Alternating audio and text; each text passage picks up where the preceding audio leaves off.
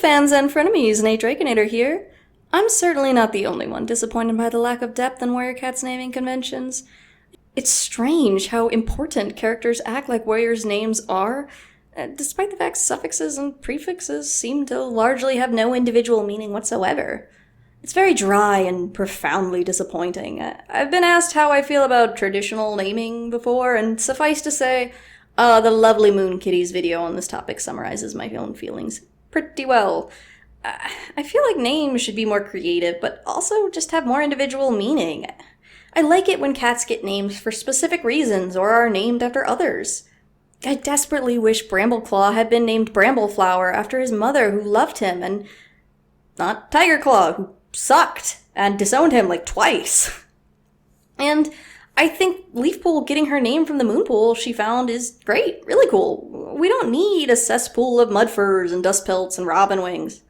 I like names like Lionblaze and Hawkfrost and Flipkit. Yes, Flipkit, I think it's fun. I always did. There's something extremely charming about these unique, fun names. I wish that Flower was a name given to cats that were nurturing or gentle, and that Blaze was given to ambitious and rambunctious cats, that Wind was given to cats that valued speed, and Pool given to the very spiritual or something. I don't know, I wish there was a rhyme or reason to it. I wish it mattered, but in canon it doesn't, and it seems like such a waste. On a similar note, and the topic of this video, it really bothers me that cats that die before becoming warriors go to StarClan without a warrior name, but far more interesting in that in Arc 1, and then never mentioned again, which is why I certainly immediately forgot this, and probably you did too. Arc 1, right? Clan cats believe only warriors go to StarClan, and that kits and apprentices who die young don't. Now, even though we absolutely know that's false because we've seen a million of them there now, that's a fun superstition that we can play with. I spent a whole night gushing over this concept with my buddies, and the premise is actually pretty simple. When a cat who has not yet been made a warrior passes away, they're given a warrior name by their leader at the beginning of their vigil. Specifically, we decided that Suffix would be Spirit, because no cat we've ever seen alive actually uses Spirit, and I mean, it just seems appropriate. At first glance, this doesn't seem like it changes anything, right? But let's imagine some specific scenarios where the situation might be more complicated. So Mapleshade's kits were buried away from home without a vigil, meaning they didn't get a naming ceremony. Mapleshade's frenzied fury is now a blind panic that her children have been condemned to immortal suffering. She'll do anything to let them rest. Mosskit dies, but since there's no body, she never gets a proper vigil, and Bluestar lives with the belief that her daughter is trapped, unable to enter StarClan because of her own mistakes. In her dying breath, in front of Fireheart and Stonefur and Mistyfoot, she finally names Mosskit Moss Spirit, in her mind finally freeing her after all this time, her final act as leader. Snowkit is taken by the Hawk, and he's being carried away. Brackenfur runs after the Hawk, but Speckletail turns and grabs Bluestar and demands she name him now, right now, while she still can, but Bluestar is caught up in her own hatred and refuses. This is the turning point where Brightpaw and Swiftpaw decide something has to be done. Brokenstar refuses to name any of the kits who died under his reign, and Tigerstar as well doesn't seem to care. When Blackstar returns from the Moonstone, exhausted from days of traveling right after the battle with BloodClan, he heaves himself up onto the ShadowClan Tall Rock at dawn and begins naming each and every fallen child one by one until he reaches the end and finally passes out.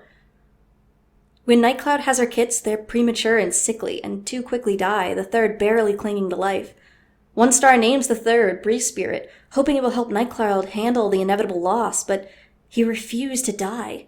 He survived despite everything, but always an inch from death in infancy, and that name and his sickliness keeps Crowfeather distant, terrified of losing a third child, of losing another person he's close to, and he closes himself off, stops connecting with Breeze Spirit or even with Nightcloud.